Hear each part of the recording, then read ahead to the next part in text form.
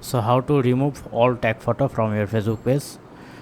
Go to your Facebook, then you have to go your Facebook page or profile, and then you can see the three dot option. You have to go your activities log actually. So then you can see this kind of interface. Just press here as tag. You can see the different option: photo and video you are tagging, post and comment you are tagging. If you want to delete photo and video, you have to select this one. Suppose I want to delete the comment, so I am selecting the comment.